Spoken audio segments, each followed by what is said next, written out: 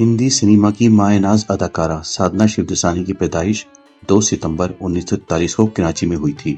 سادھنا اپنے والدین کی اکلوتی اولاد تھی اور 8 سال کی عمر تک ان کی ماں نے انہیں گھر میں ہی تعلیم و تربیت دی۔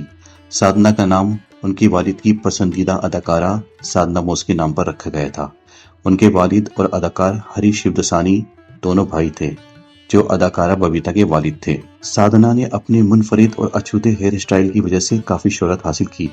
سادھنا کی کامیاب فلموں میں لمی شملہ، پرکھ، میرا سایہ، ہم دونوں، ایک پھول دو مالی، من موجی، دلہا دلہن، آرزو، میرے محبوب، وقت اور وہ کون تھی سمیت متعدد فلمیں شامل ہیں۔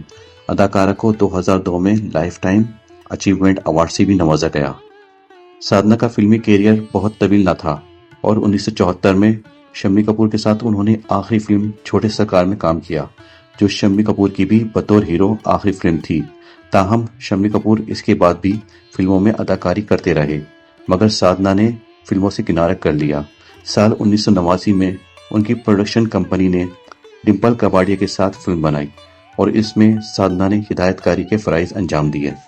سادھنا، جنہوں نے برسوں قبل کسی انٹرویو کے دوران کہا تھا کہ وہ اپنے تمام دوستوں کے ساتھ کرسمس کا تہوار بڑے زور و شور سے مناتی ہیں، لیکن 2015 کا کرسمس ان کی موت کا پیغام لے کر آیا۔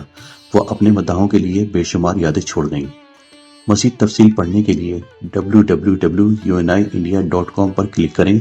آپ سے گزارش ہے کہ یوٹیوب، ایکس، انسٹاگرام اور فیس بک پر UNI اردو کے چینل کو سبسکرائب کریں اور فالو کریں۔